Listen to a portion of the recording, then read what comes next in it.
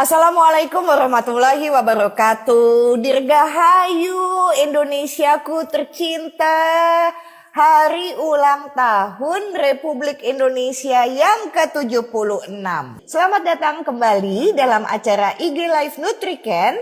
Nanti saya akan ditemani oleh 3 narasumber yang sama-sama akan memberikan informasi yang luar biasa. Tapi saya yakin nanti akan lebih banyak cekikikan dan ketawa-ketawanya. Kenapa? Karena 3 orang ini sangat menyenangkan. Bicara masalah kanker bukan melulu mesti sedih, syahdu, takut. Tapi mesti dengan hati yang bergembira. Karena itulah mental juara. Hari ini seperti yang tadi saya sampaikan, tepat ulang tahun Indonesia yang ke-76. Apa nih makna kemerdekaan untuk Anda, teman perjuangan semuanya? Buat kami yang pernah melalui jalan itu dan pastinya untuk Anda, pejuang kanker, kemerdekaan adalah bebas menentukan pilihan terapi tanpa harus memikirkan kecemasan dari teman, saudara. Kadang-kadang kita tuh salah milih terapi karena banyak pembisik, jadi bingung begitu ya.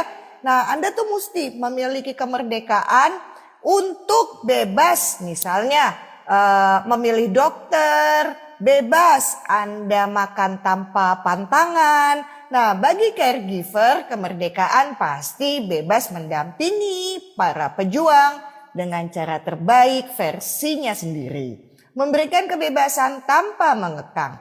Saya juga seorang penyintas kanker ovarium, maka hari ini saya ingin membuat Anda memiliki mental juara, tahu bagaimana meraih kemenangannya. Walaupun kita ketemu secara virtual, jauh di mata dekat di hati ya. Baik, saya akan mengundang. Ada 3 orang istimewa yang luar biasa. Yang pertama adalah Dr. Jeffrey Beta Tenggara, spesialis penyakit dalam KHOM, spesialis penyakit dalam konsultan hematologi onkologi medik. Hai Dr. Jeff, merdeka. Merdeka, selamat malam. Merdeka. Dan yang kedua ini kakak saya yang luar biasa. Ibu Mita Purba, tapi kalau saya manggilnya Mama Mita, Mamit disingkatnya begitu ya. Beliau adalah penyintas kanker tiroid dan kanker payudara. Sekaligus beliau adalah aktivis di komunitas Love Pink sebagai Pink Squad. Merdeka Mamit. Merdeka. Selamat malam. Dan yang tercinta adalah Ibu Stefani yang saya panggil kesayangannya adalah Kak Fani. Beliau adalah Senior Product Manager Nutriken dari Kalbe Farma. Merdeka Kak Fani. Halo Mbak Nas, salam perjuangan Mbak. Salam perjuangan.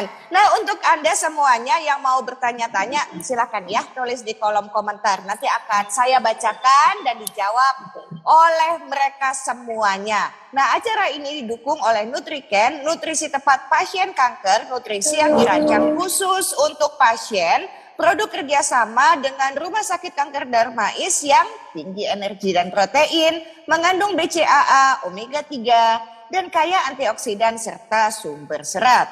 Tersedia dalam 2 varian rasa yaitu jeruk dan stroberi. Nah, saya mau ke Mama Mita dulu. Mama Mita, ceritain deh Mamit kalau begitu arti kemerdekaan buat memerangi rasa takut. Jadi awalnya tahun 2000 tuh saya didiagnosa kanker, ya anak-anak masih kecil ya, masih umur 4,5, 2,5 tahun kecil. Jadi kaget, pasti nggak mungkin nggak kaget. Bohong kalau dibilang nggak kaget ya. Iya, Dan waktu itu juga agak terlambat saya tahunya, karena sebenarnya saya udah tahu ada benjolan di leher. Nah, di sini kan yang dibilangin kita harus merdeka dengan rasa takut atau deny dengan apa yang kita punya gitu ya. Kita kan ngerasa ini nggak apa-apa kok. Dan saya sebenarnya udah sempet periksa sih gitu.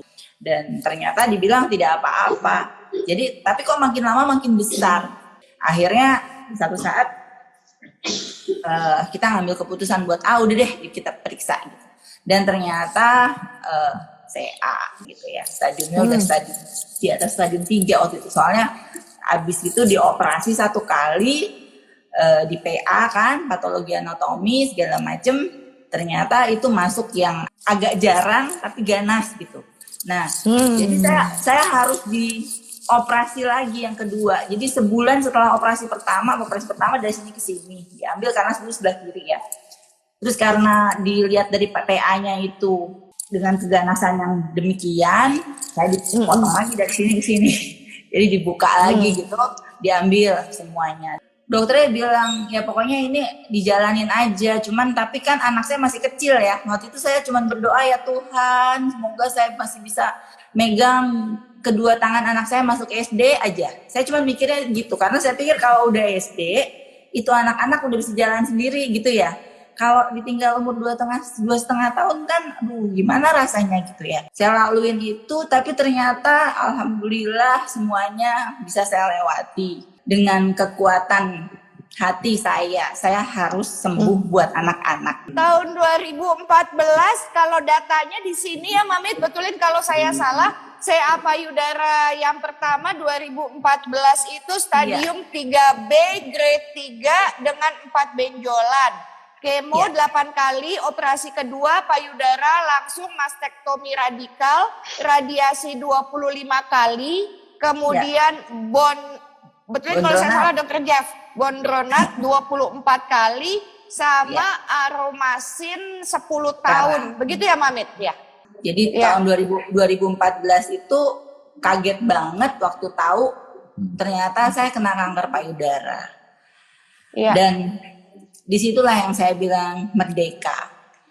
Ketika saya kena kanker payudara, 14 tahun saya pikir saya udah lewat ya, anak-anak udah sekolah semua, udah anak saya yang kecil udah kelas 3 SMA dan yang besar udah masuk ke dokteran di UGM waktu itu.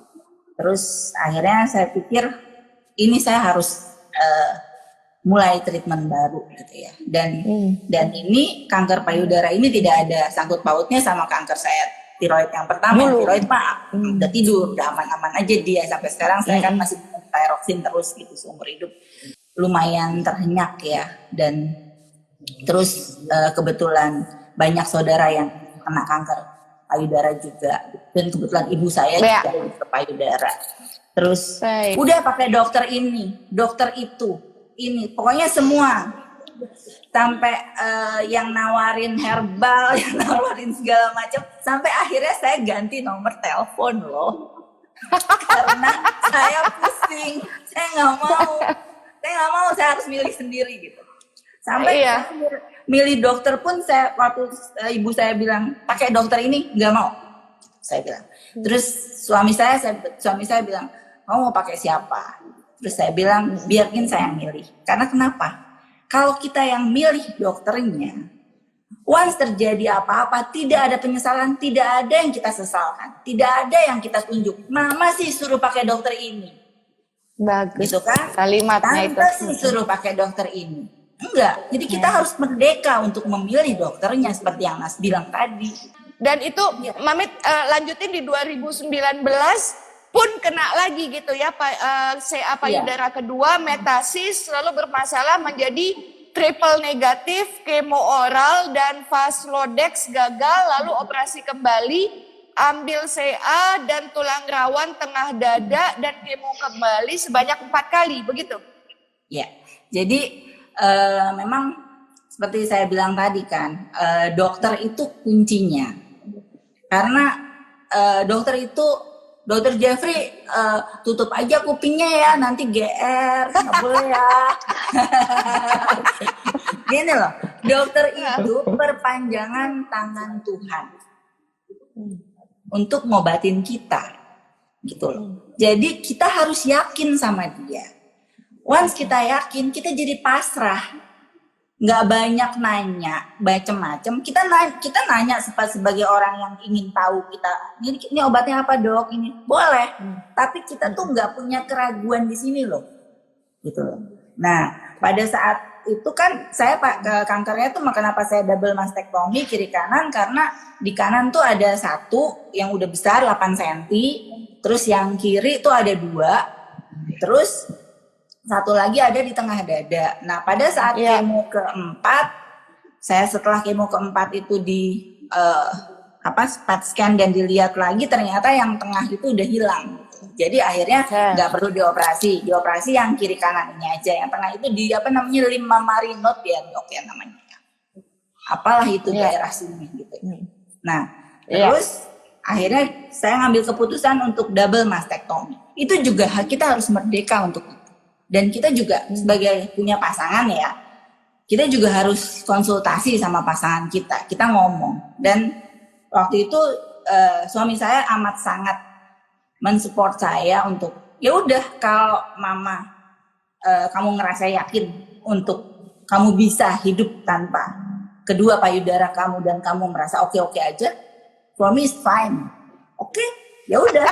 Gitu. Karena ya you know lah abangmu kan gitu ya. Luar biasa emang. Nah jadi waktu itu ya udah gitu. Terus aku juga ngerasa ya ngapain ya nanti kalau ada apa-apa lagi sebelah lagi gimana gitu, ya udahlah gitu ya. Akhirnya udah saya putusin, walaupun yang di sebelah kiri sebenarnya cuma 1 cm dan 2 cm loh. Mungkin di udah angkat aja bisa. lah Udahlah repot aja, jangan cari perkara, ini udah kanker kedua gitu loh. Masa mau kanker lagi sih? 5 tahun berjalannya waktu, 2019 itu kita datang rame-rame tuh. Itu ke dokternya tuh berempat loh, sama anakku 2. Jadi saking ini kan kita 5 tahun tuh mau graduation kan. Maksudnya kita tuh mau, wah nih kalau dokter bilang wah bersih, gitu oke, gitu kan kan ya kita kan 5 tahun gitu. Pas baca ternyata ada lagi di tengah antara jantung sama paru, di sini apa sih dok namanya? Pokoknya dia nempel di tulang sini nih.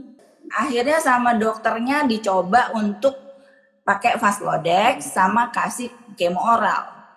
Kemo oralnya itu saya dapatnya apa ya? Sekali apa? Pokoknya apalah gitu nama obatnya, saya juga tunggu stop dulu. Ini Kak Fani ya, Dr. Jeffrey sama semua yang nonton nih, sahabatnya Pojok Syahna, sahabat Nutriken, pasiennya Dr. Jeffrey. Ini mesti maklum ya, karena Mamit itu udah keseringan di kemo, jadi udah banyak lupa. Itu suka kalau kami lagi ngobrol gitu ya, apa tuh Nas? Nggak tahu, udah situ yang mau ngomong, masa gue yang ingat gitu. Tapi kemo nggak boleh disalahin. Kemo tuh nggak boleh dibilang kemo brand, nggak boleh. Kemo itu yang menyembuhkan kita. Kalau dia digitu-gitu nanti kita nggak sembuh loh. Nggak boleh.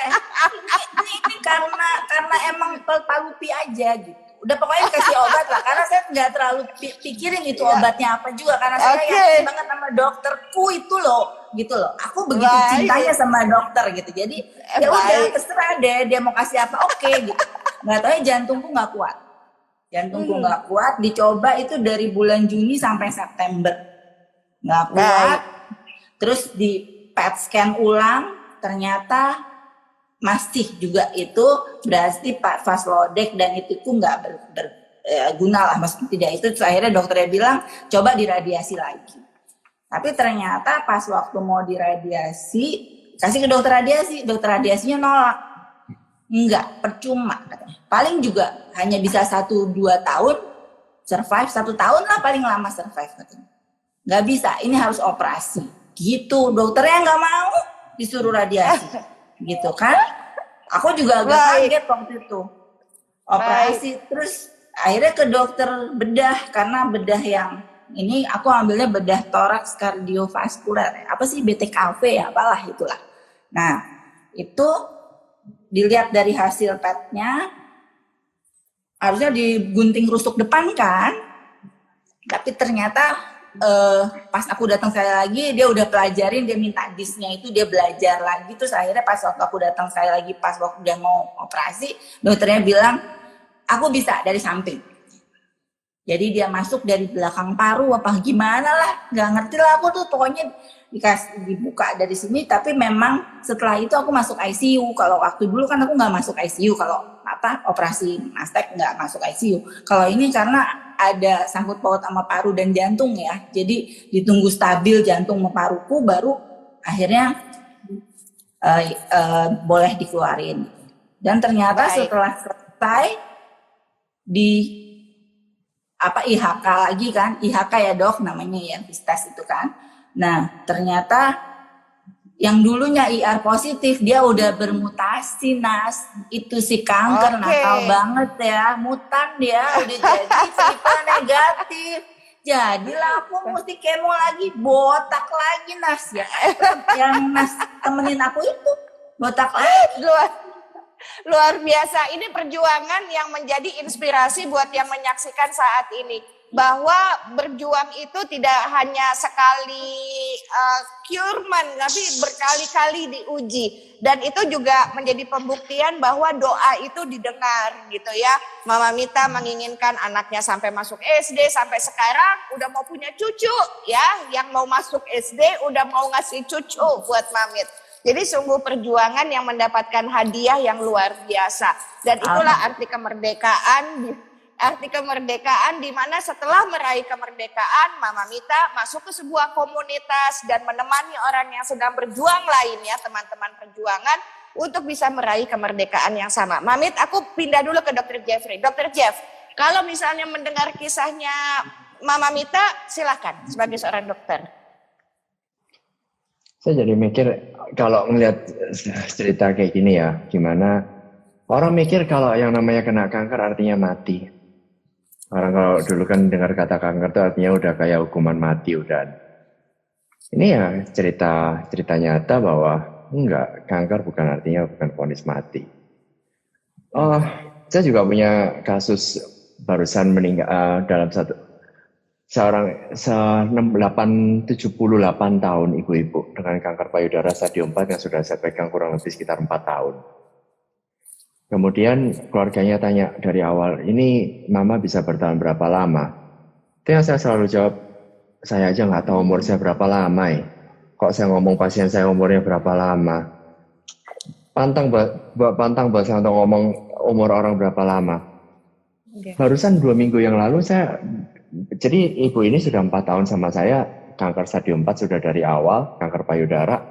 2 minggu yang lalu suaminya meninggal duluan, kena COVID. Umur di tangan, itu ibu-ibu sama opa-opa, oma-oma saat itu ya kalau berobat ya berdorong, berdua gitu. This is a very bad news, tapi ya, ya itu that's life. Cancer bukan vonis mati. Cancer kita bisa fight. Nah itu yang selalu ingin kita sharekan ya, bahwa kalau dengar kata kanker, wah nggak mungkin lah kalau dengar kata kanker terus, oke, kanker, nggak mungkin lah. Kalau orang kena batuk pilek, kena tipes ya sudahlah diobati, tipes, demam berdarah diobati. Kena kata kanker, udah kejatuhan bom atom. The thing is, nggak seperti itu. Nggak seperti itu. Kita masih bisa fight. Di Indonesia, wah, nah ini kalau tadi Mas Yanas bilang arti kemerdekaan, kebetulan saya memang bekerja di suatu rumah sakit yang memang pusat kanker. Buat saya menyenangkan. Saya punya mainannya banyak. Pistolnya saya banyak.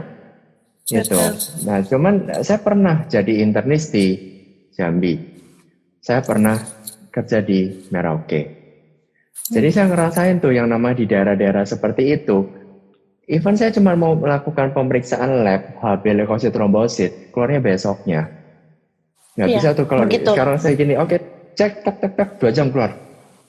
Saya di tempat yang nyaman untuk saya kerja. Nah, untuk teman-teman yang lain itu yang memang tidak seberuntung itu.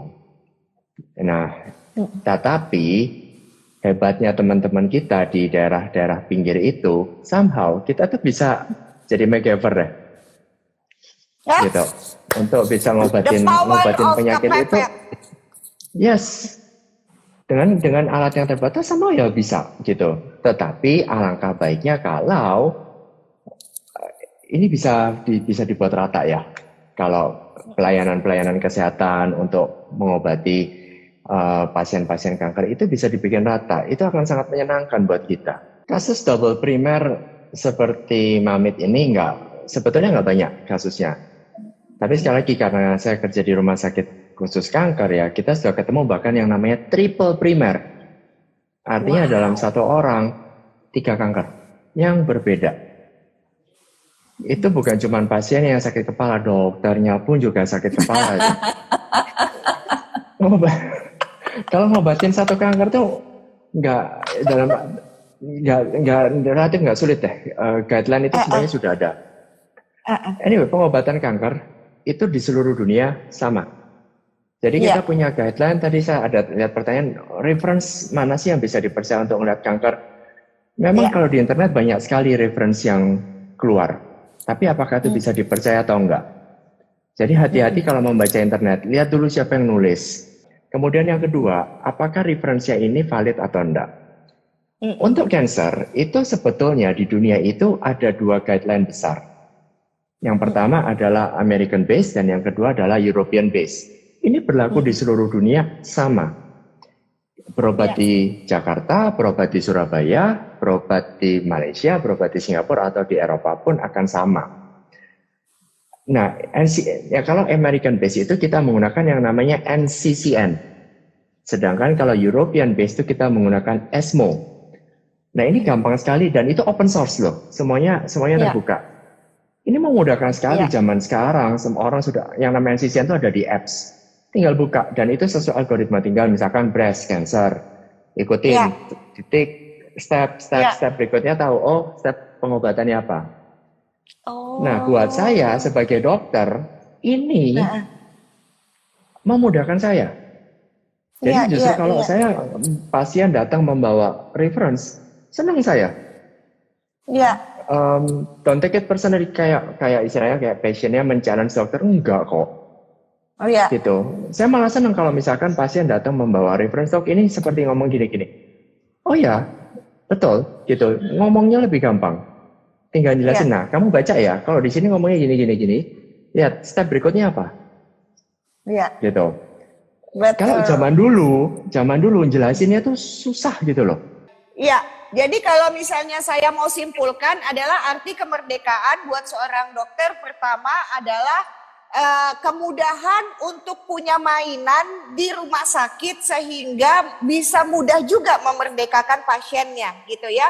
Dan perjuangan para dokter onkologis ahli kanker yang tersebar di Indonesia, mereka juga sedang berjuang bagaimana dengan alat terbatas, kemudian situasi yang mungkin juga tidak menguntungkan sehingga pasien yang datang pun tidak banyak terinformasi begitu ya, sehingga perjuangan itu tentu lebih berat daripada di kota-kota besar. Itu adalah arti perjuangan untuk seorang dokter. Dan perjuangan buat seorang pasien adalah kalau misalnya dokternya ganteng kayak dokter Jeffrey. Aduh berat nih. Aduh berat. Iya betul. Gue mau sering-sering datang ke tempat klinik deh, banyak ngobrol ya Allah. Teman-teman saya bilang begini, dokter Jeffrey itu lahirnya telat ya, udah kayak begini ya. Teman-temannya Mama Mita juga kan, gitu ya. Kutunggu dudamu kayak tulisan di belakang truk gitu. Makanya jadi dokter jangan ganteng-ganteng tahu. Nah, sekarang ke Kak Fani ya, izin ya. Kak Stefani, ini nih terima kasih banyak bahwa kami sangat terpapar informasi nutrisi, pemenuhan nutrisi itu adalah membantu perjuangan untuk teman perjuangan meraih kemenangannya untuk bisa pulih. Saya nggak mengatakan sembuh jadi mamit ya. Kalau sembuh kan nggak ada jaminan karena bisa jadi ada cerita kayak mamit gitu ya dokter. Nah jadi untuk pulih, karena kemarin juga dokter Dedi menceritakan dan menjelaskan di IG Live terakhir itu bagus sekali. Nutrisi itu bagaikan kalau rumah ada pintu ada jendela. Jadi kalau misalnya nutrisinya kurang nanti digrogotin tuh sama tikus sama apa jadi masuk deh penyakitnya. Itu masuk logika banget gitu loh. Jadi terima kasih telah Nutriken membantu perjuangan meraih kemerdekaan gitu. Ceritanya tuh gimana sih nih sampai ada Nutriken ini nih Kak Fani, silakan Kak Fani. Oke, terima kasih Mbak Nas. Terima kasih juga nih Nutriken diundang di sini ya. Jadi kita mau ceritain kenapa sih Nutriken itu bisa sampai ada. Jadi Nutriken ini memang nutrisi pertama Mbak yang memang dirancang khusus nih sesuai dengan kebutuhan pasien kanker. Makanya namanya Nutriken karena dia tuh akronim dari Nutrition for Cancer Patients. Nah, dalam 200 mili Nutriken itu, jadi dia volumenya kecil nih, karena kan biasanya tuh pasien kanker nggak bisa minum dalam volume banyak ya Mbak, jadi dibikinnya padat kalori, padat energi, udah mengandung BCAA, omega 3 dan vitamin mineral. Nah, dalam pengembangannya tuh Nutriken dan Kalbe tuh nggak sendiri, karena kita mau berkolaborasi dengan banyak pihak. 12 tahun yang lalu kita punya mimpi yang sama dengan Rumah Sakit Kanker Darmais dan Fakultas Kedokteran UI, yaitu kita pengen meningkatkan kualitas hidup pasien kanker melalui kecukupan status nutrisi. Maka dari itu kita benar-benar berkolaborasi nih dengan pakar onkolog sejawatnya Dr. Jeffrey dari Rumah Sakit Kanker Darmais, kemudian juga pakar gizi dari FKUI untuk merancang formula nutrisi. Jadi emang benar-benar dipikirkan setiap komponen yang ada di dalam Nutriken itu memang dipilih yang bermanfaat buat pejuang kanker. Gitu sih Mbak Nas, latar belakang sampai Nutriken ada. Kalau gitu kita tanya sama yang ngalamin Mamit, waktu bolak-balik di kemo nggak bisa makan kan, muntah, kemudian sariawan, radiasinya itu pasti penuh dengan sariawan, betul nggak kayak gitu? Saya jujur nih, saya nggak ngalamin karena saya rakus. Saya rakus. Jadi karena keinginan di hati ini pengen banget sembuh, saya nggak boleh leukositnya turun anjlok, saya HB nggak boleh drop, semua pokoknya kalau selama kemo itu saya usaha segala macam. Putih telur sehari bisa 6-10 saya makan, pokoknya semua. Saya muntah, begitu muntah kumur-kumur saya hajar makan lagi. Saya minum susu, saya makan es krim, saya makan, terus saya suka kunyah-kunyah es batu tuh yang bikin sariawan saya tuh nggak pernah jadi gitu loh, karena saya selalu ngunyah es batu yang saya bikin dari sisa kopinya suami, sisa jus itu sisa saya bikin es batu kecil-kecil, terus susunya anak-anak sisanya ya saya bikin gitu. Jadi itu saya kunyahin terus, jadi saya nggak pernah kena itu. Tapi saya lihat memang banyak, 50% lebih dari pasien kemoterapi. Kalau radiasi masih agak nggak apa-apa ya, tapi kalau kemo itu anjlok. Kita banyak nganjurin memang untuk minum susu seperti Nutriken, seperti kayak gitu-gitu gitu. Karena mau nggak mau kan itu harus gitu. Kalau nggak kan nanti kalau dia makin drop, nah gimana, kan lebih susah lagi. Seperti yang tadi saya bilang, memerdekakan rasa takut itu salah satu caranya adalah berkumpul dengan satu komunitas. Kalau kebetulan payudara, ya ikutlah masuk ke komunitas kanker payudara seperti yang saya sekarang ini adalah di Love Pink kan gitu ya. Jadi karena kalau kayak di Love Pink itu ada 2 grup pendampingan, ada grup survivor sama grup warrior. Nah, salah satu yang dianjurkan memang kita maksudnya dianjurkan adalah kita minum susu gitu ya.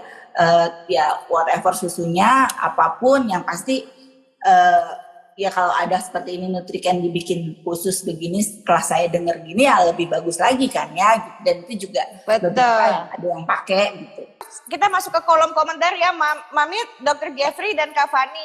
Ini banyak yang merasa salut dengan apa yang sudah dilalui oleh Mamit dan menjadi sumber inspirasi buat semua yang lagi nonton. Alhamdulillah, pokoknya semuanya mesti meraih kemenangan ya. Dan bagaimana menang ya mesti berjuang. Kalau menang nggak mau berjuang ya bukan kemenangan, bukan kemerdekaan dong kalau kayak begitu ya. Nah ini juga ada yang bertanya tentang pengobatan. Mbak Anis nanya nih, Dr. Jeffrey, dok saya pengobatan ke Jepang, menurut Anda tepat apa enggak? Silahkan. Tadi kalau nggak salah saya baca yang ada yang namanya gene terapi ya. Nah, untuk kanker, sampai saat ini gene terapi untuk kanker itu masih dalam fase penelitian. Jadi masih dalam suatu guideline pengobatan untuk kanker secara keseluruhan. Tapi saya tidak bisa komentar lebih lanjut karena saya nggak tahu gene terapinya seperti apa. Kemudian kankernya pun kanker apa tadi saya sempat baca nggak payudara ya. Payudara sampai saat ini. Betul, gene terapi seperti apa juga tadi belum dijelaskan. Tapi sampai saat ini, gini, kanker payudara ini saya harus kasih tahu adalah satu model kanker yang pengobatannya itu paling banyak. Saya paling senang tuh kalau ngobatin orang kanker payudara itu, yaitu sekali lagi mainan saya banyak. Beda sama kalau let's say misalkan kita berhadapan dengan let's say kanker kolorektal aja. Compare antara kolorektal lawan breast. Pilihan pengobatan breast jauh lebih banyak. Kita bicara yang namanya ada hormonal terapi. Kita bicara yang namanya kemoterapi. Kita bicara yang namanya radiasi, terapi operasi, kemudian ada yang baru sekarang targeted terapi. Artinya pilihannya ini banyak dan cuman memang tiap orang beda-beda. Nggak bisa disamakan antara satu orang sama orang yang lain. Nah, kembali pada gene terapi, memang sampai saat ini untuk kanker payudara masih belum dalam guideline-nya. Artinya harus tanya yang jelas nih sama dokternya di sana, pola kerja obatnya seperti apa, kemudian target pengobatannya apa, cara pemantauannya seperti apa. Nah, itu harus tanya yang jelas tuh, tanya yang detail. Kalau aku selalu bilang, kalau aku tuh lebih seneng berjuangnya itu dengan damai. Aku nggak terlalu setuju dengan fight cancer, nggak. Karena gini loh, kalau fight itu kita akan capek, kita fight terus sampai kapan? Jadi kalau saya lebih seneng kita berjuang, tapi dengan damai. Kita berdamai dengan kanker. Nggak usah mikir terlalu panjang nanti gimana, nggak usah. One step aja. Lakukan apa yang disuruh dokter kali ini, kemo. Nggak usah mikir nanti kalau kemo nanti begini. Nggak usah, itu urusannya dokter. Biar aja yang dokter yang pikirin. Kita jalanin aja dengan baik. Bener, daripada kita pikir pusing-pusing. Itu betul. Ngapain gue mikirin otaknya dokter, kan gue udah bayar dia, biar dia aja yang mikir gitu kan. Ya, kita nggak sekolah kedokteran emang. Kenapa gue jadi nggak betul? Kita nggak boleh nyuri casting. Itu castingnya dokter yang mesti mikir gitu kan. Iya, jangan nyuri casting. Jadi ya udah gitu, jalanin dengan ikhlas ya. Ikhlas tuh bukan di mulut aja ya, di hati. Jadi gitu. Kalau kita udah acceptance pertama. Once kita accept, maka kedepannya tuh jalannya gampang aja gitu. Karena yang ada kita gratitude semua, yang ada kita bersyukur ya dokternya gini, bersyukur ya kemarin obatnya dikasih begini. Kalau kanker ini kan nggak ada sembuh ya, adanya remisi toh. Nah yang aku harapkan ke depannya aku remisi selamanya sampai aku meninggal. Iya kan?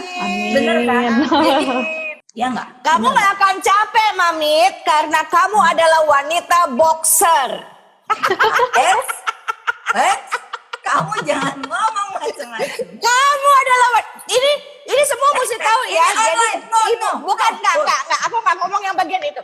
Aku cuma mau bilang Ibu Mita Purba itu adalah senior saya di Fakultas Teknik Universitas Indonesia. Beliau 5 tahun di atas saya. Jadi waktu gua baru masuk, yang melonco, yang posma dia, galak banget, kayak jurik.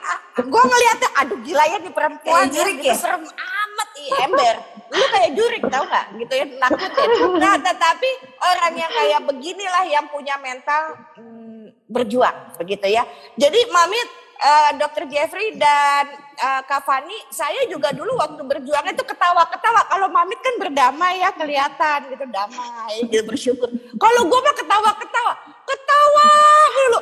Gue udah kayak orang gila, Mamit.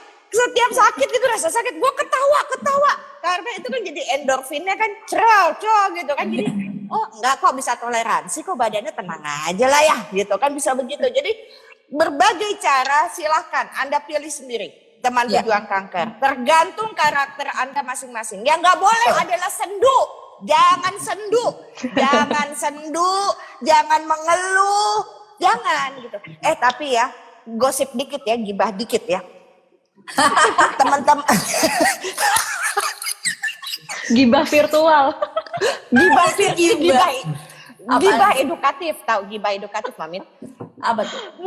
Mengeluh itu tuh musuhnya pejuang kanker, tahu nggak? Aduh gila, orang tuh yang ngeluh itu akan makin mengurangi kekuatan gitu ya, mengurangi keinginan buat berjuang. Karena kenapa? Ini untuk mengantar pertanyaannya Mbak Elis Chang, ini spesial untuk Dr. Jeffrey dan juga untuk Kak Fani, bantuin ya.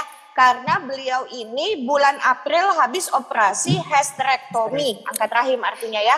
Karena ada kista, hasil patologi CA ovarium pada saat operasi saya tidak melalui proses peritoneal brushing. Apakah lewat PET scan bisa menentukan staging, kemudian nutrisinya kalau misalnya kan bulan April, sekarang bulan apa? 8, baru 5 bulan. Nah, jadi apa yang mesti dilakukan baik nutrisi maupun pertanyaannya Mbak Elis? Silakan. Kalau untuk kanker ovarium memang punya approach yang sedikit berbeda. Jadi kanker ovarium terapi utamanya adalah operasi dulu. Bahkan ada yang namanya pathological staging. Pathological staging artinya penentuan stadium bukan hanya dari PET scan tadi pertanyaannya. Nah, sedikit mengenai tadi ada sekalian untuk membahas mengenai PET scan.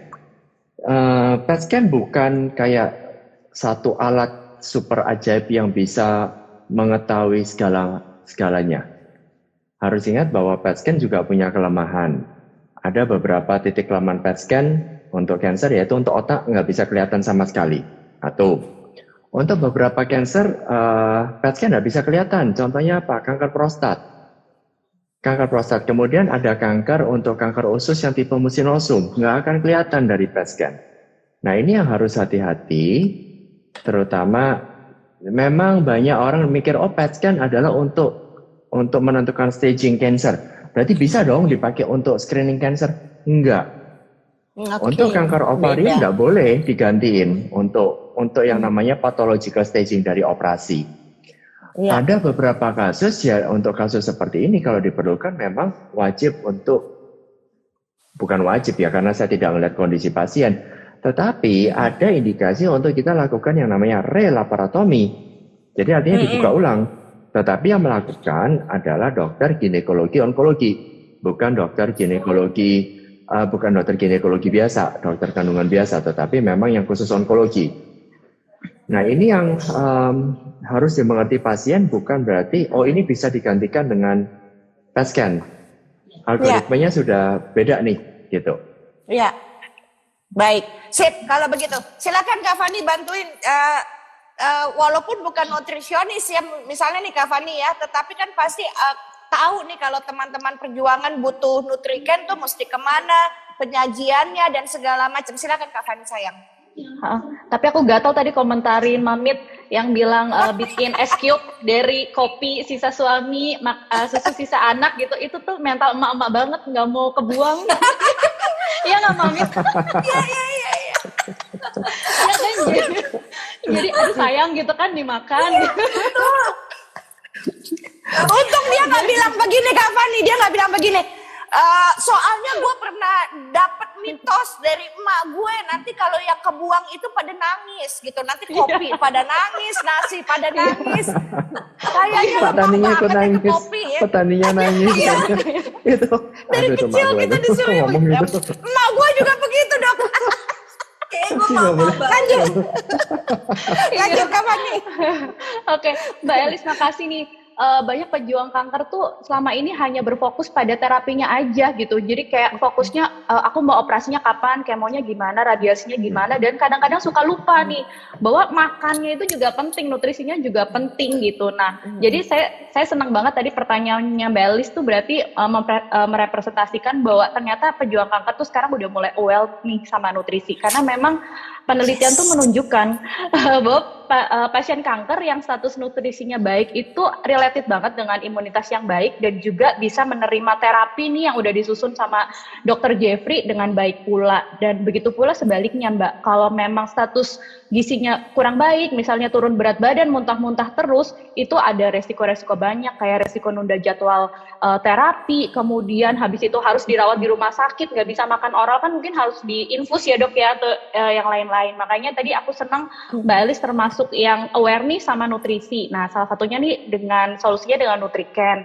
Nutriken ini mudah sekali kalau memang sama sekali nggak bisa makan. Misalnya pada pasien yang pasca radiasi nih, Mbak Nas, yang benar-benar buat nelen air putih aja susah gitu, boleh sementara bisa digantikan dengan Nutriken gitu. Seharinya tuh bisa maksimal 5 kali Mbak. Tapi kalau masih bisa makan, kita tetap rekomendasiin tuh makan biasa gitu kan, makan nasi, lauk pauk dan lain-lain gitu. Jadi Nutrikennya bisa jadi makanan pendamping 2 kali sampai 3 kali sehari Mbak Nas. Cuma cukup diseduh dengan 200 ml air hangat, glek langsung deh dapat 330 kalori gitu. Betul, semudah itu. Pokoknya Mbak Elis, inget ya air hangat. Jangan kayak nenek kita dulu, minum susu kudu airnya panas. Sepanas-panasnya kayak air neraka, lodong sama lidahnya.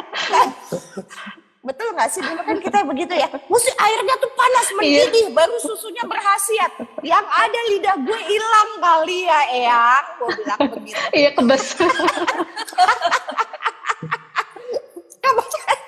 Kenapa? Soalnya banyak nutrisi baik yang akan hilang jika kena air panas.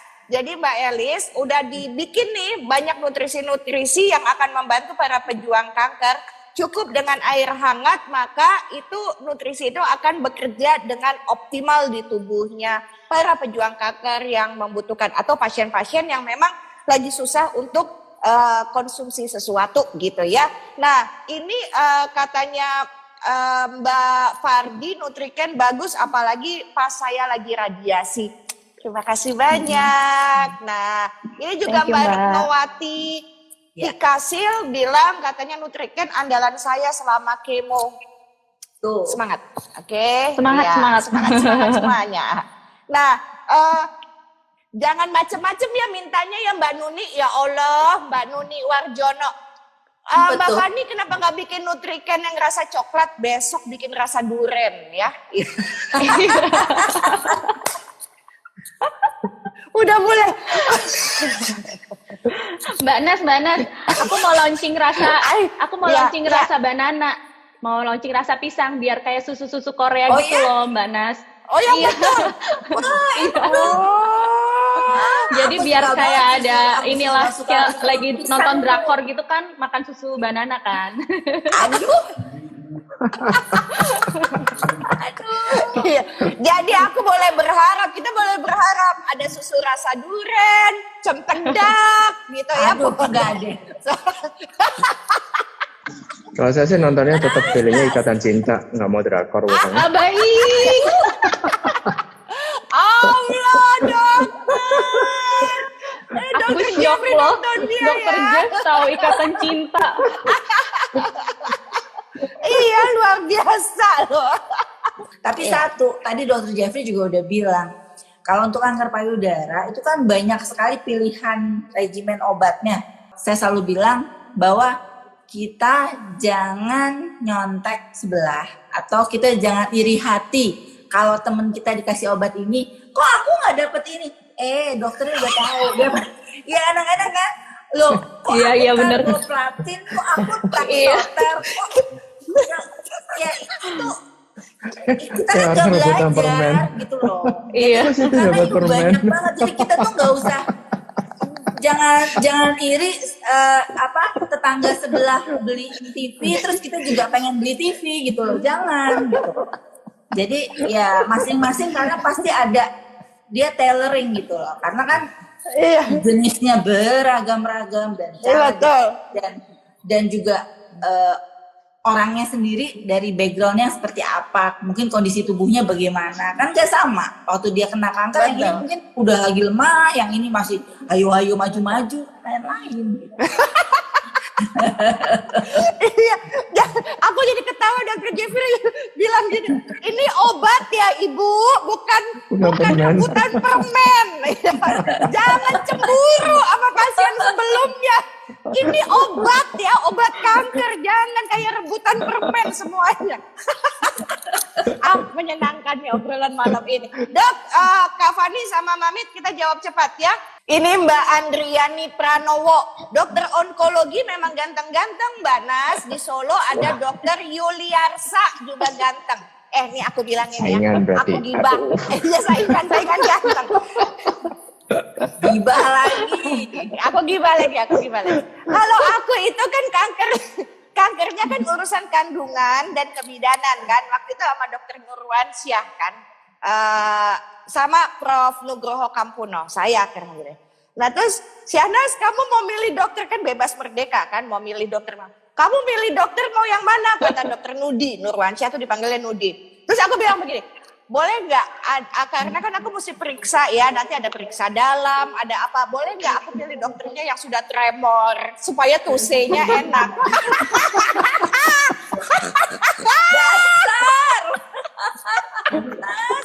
Nggak dikasih tuh, nggak dikasih. Tetap aja dokternya yang sehat.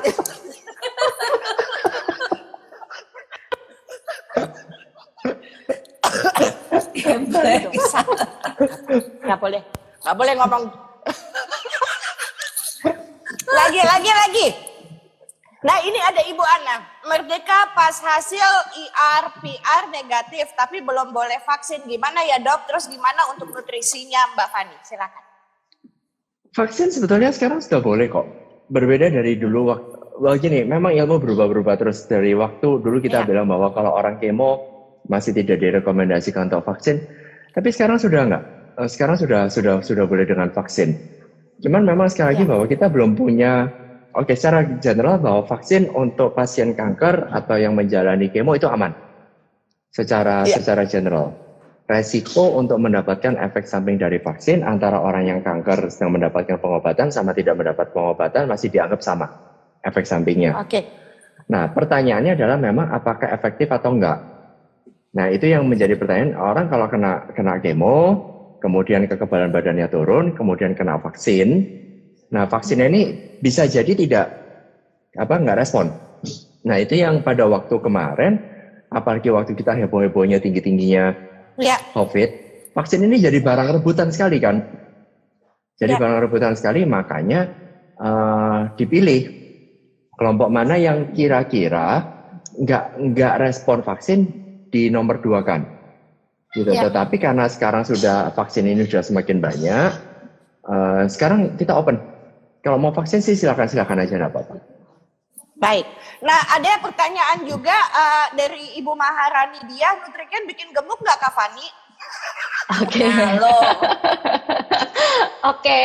Jadi tadi aku nambahin yang dari Mbak Ana, ini nyambung nih dengan Nutriken bikin gemuk apa enggak. Mbak Ana tadi kan dia pejuang kanker tapi belum boleh vaksin ya gitu. Jadi sebenarnya seperti yang disampaikan Dr. Jeffrey itu sebenarnya sekarang pejuang kanker tuh justru yang cukup diprioritaskan nih untuk mendapatkan vaksinasi COVID. Cuma mungkin vaksinatornya tuh masih pada saat screening masih menanyakan udah dapat rekomendasi dari dokter atau belum gitu. Jadi kalau memang pejuang kanker tuh mau vaksin, amannya mungkin awalnya dikasih minta surat rekomendasi nih dari onkolognya bahwa memang sudah layak vaksin. Terus pas banget nih di era pandemi seperti sekarang ini, banyak pejuang kanker tuh justru fokusnya adalah nambahin suplemen ya, kayak nambah imunomodulator atau nambahin vitamin. Kadang-kadang lupa bahwa sebenarnya status gizinya tuh harus dijaga karena kita tuh mesti nyiapin bahwa badan kita tuh kuat dulu, tidak hanya dari vitamin juga dari gizinya. Jadi kalau tadi Mbak Ana nanya bagaimana kecukupan nutrisinya, kalau memang masih bisa makan bagus, Nutriken tuh bisa jadi snack aja gitu. Jadi 1-2 kali sehari masih oke. Nah, tapi kalau memang gitu dihitung nih seharinya makannya masih bagus, selera makan bagus dan lain-lain bagus, kalau minum Nutrikennya kebanyakan ya pasti overweight. Jadi memang harus benar-benar ngeliat sih kebutuhan nutrisinya Mbak Nas gitu, biar nggak over. Gitu. Ya, sip kalau begitu. Saya tuh nggak mengerti kenapa orang nggak mau periksa. Karena alasannya kalau periksa takut ketahuan. Jangankan soal kanker. Udah jelas-jelas nih kayaknya dia positif COVID. Jangan periksa, nanti kalau periksa ketahuan positif. Nah lu emang udah positif, nah kumaha sih gitu loh. Nah jadi gimana ya shifting paradigm, takut periksa karena nggak mau maju ke medan peperangan. Ya gimana mau merdeka gitu loh. Nah silakan Dr. Jeffrey, Mamit, Kak Fani, habis itu kita bungkus pakai take home message. Silakan. Karena yaitu yang saya bilang dari awal, kalau orang terdiagnosis kanker itu sudah dipikir adalah udah hukuman mati. Which itu sebetulnya adalah sesuatu yang salah. Sekarang kita cancer yang stadium 4 pun itu punya life expectancy yang panjang. Even bahkan mungkin meninggalnya bukan karena kanker. Mungkin meninggalnya karena hal yang lain. Gitu. Artinya, nah ini yang agak sulit adalah bahwa informasi ini sebetulnya tidak rata. Memang ini PR buat kita semuanya bahwa ngasih tahu bahwa cancer is not the end of your life. Gitu. Pada beberapa Kalau saya bilang gini, saya punya satu keluarga. Itu sebetulnya antara anak yang perempuan sama mamanya itu udah perang dingin itu sudah tahunan. You know what, pada saat kemudian mamanya itu mulai kena kanker di sini, Mang Sila. Saya tahunya cerita ini adalah karena kakaknya yang laki itu desainer yang cukup terkenal di Indonesia. Dia share di IG-nya dia nunjukin pada saat kanker inilah mereka berdua akur. Yang ngurusin mamanya adalah adiknya yang perempuan ini, yang dulu perang dingin. Nah, somehow it's like a blessing in disguise.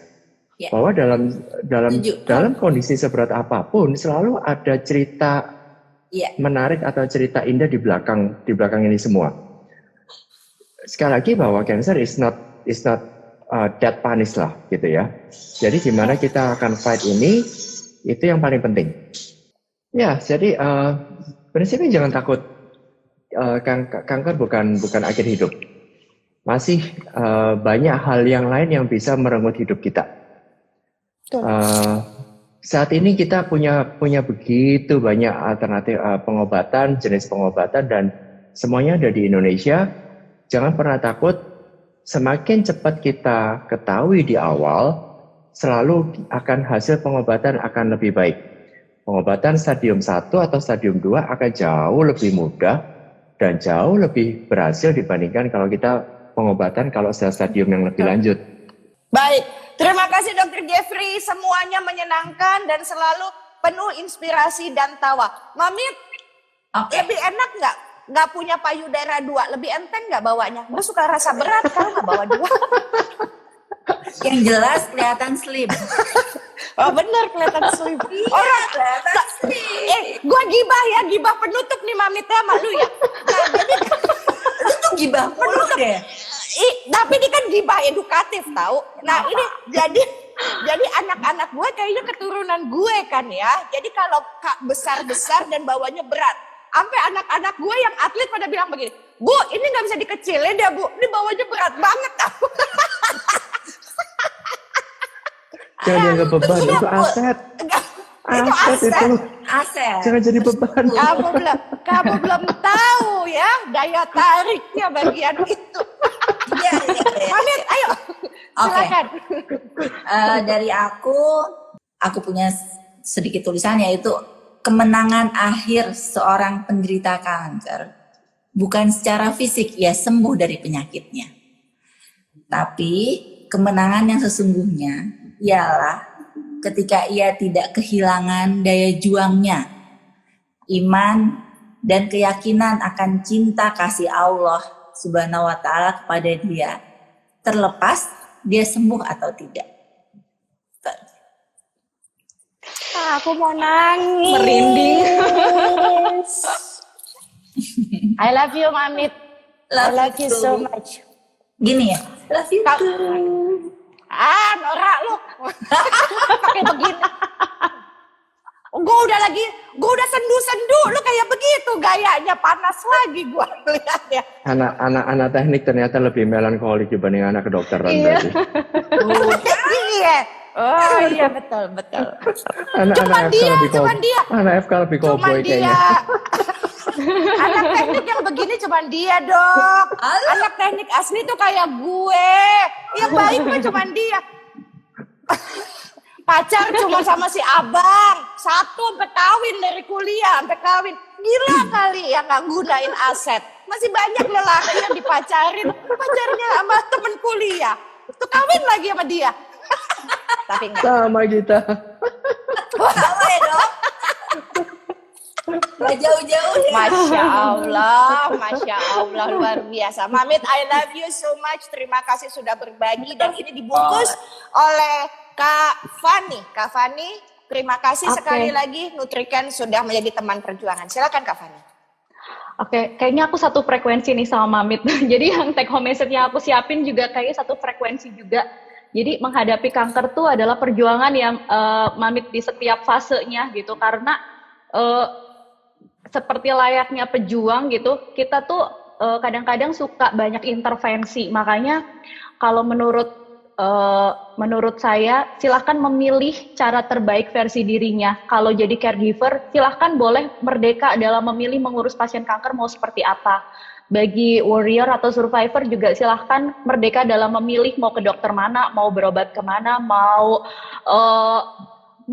makan obat apa, yang penting di bawah kendali dari dokter ya. Jadi seperti yang disampaikan sama Mamit bahwa kanker itu tidak hanya soal operasi, kemoterapi, nutrisi dan radiasi, tapi juga berdamai dengan hati.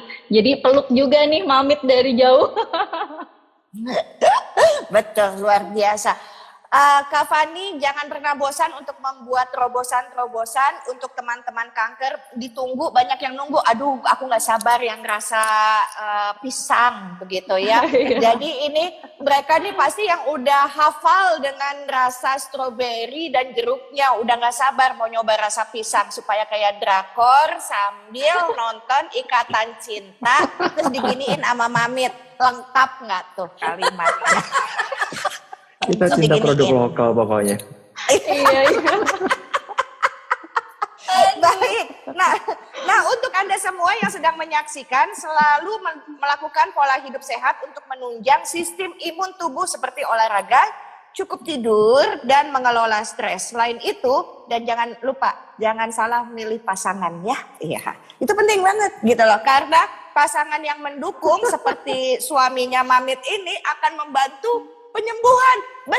Betul Dokter Jeffrey. Karena nih teman-teman saya yang kena cancer gitu, pasangannya suka pindah ke lain hati dan itu akan memperburuk kondisinya. Jadi carilah gitu ya. Tapi kalau udah keburu salah, ya udah jalanin aja. Kita tinggal tunggu aja siapa yang kita kirim santet aja. Enggak ada yang bercanda, bohong. Jangan disantet. Pasangan yang selingkuh jangan disantet ya. Nah, jadi selain untuk pasien juga tetap disarankan untuk memenuhi kebutuhan nutrisinya.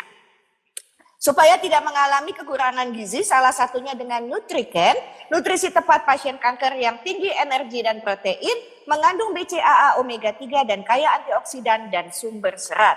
Tersedia sekali lagi 2 varian rasa yang enak sekali, yaitu jeruk dan stroberi. Dan Kak Fani udah janji mau keluar, yaitu rasa pisang ya. Mamit nanti coba ya Mamit. Kak Fani jangan lupa kirim ke Mamit nanti untuk nyoba ya. Terima kasih sekali lagi kesayangan kami semua, yaitu Dr. Jeffrey. Mamit awet sehat. Jadi kalau dulu awalnya adalah ingin lihat abang masuk SD, nggak taunya sekarang abang udah lagi mau ngasih cucu pertama sama Mamit. Adek juga dikit lagi mau jadi pengantin, sekarang doanya agak ditambah lagi. Sampai ngeliat dan nganterin cucu masuk SD. Nah begitu ya, gitu loh. Nah jadi doa-doa seperti itu pasti akan dikirim juga dari semua yang menyaksikan karena menjadi terinspirasi apa yang Mama Mita sudah jalani. Nah, sekali lagi Kak Fani ku sayang, terima kasih. Salam untuk teman-teman semuanya, untuk para nutrisionis dari Nutriken dan teman-teman dari Kalbe. Dan untuk Anda semua, kalau masih mau ngobrol dengan Mama Mita, jangan lupa follow Mita Purba dan jangan lupa follow juga Nutriken_ID dan follow si dokter ganteng. Nah, abisnya banyak banget nih, disebut nih dokter-dokter ganteng mereka masing-masing, ya kan? Di Medan ada, di sini dia pada rame, pada ngadu ganteng nih ya sama dokter. Kalau ada informasi itu disembunyiin aja, jangan di-share di sini. Sayangnya tambah banyak. Susah kalau sayangnya banyak. Jadi follow akunnya Dr. Jeffrey karena banyak sekali informasi-informasi mengenai kedokteran di sana sehingga juga tidak misleading. Anda juga tidak salah. Sekali lagi kanker itu adalah penyakit medis, bukan penyakit mistis. Jangan pergi ke dukun, pergilah ke dokter. Dan ingatlah 5M, memakai masker, mencuci tangan, menjaga jarak, mengurangi mobilitas, dan menghindari kerumunan. Salam sehat semuanya. Assalamualaikum warahmatullahi wabarakatuh. Merdeka!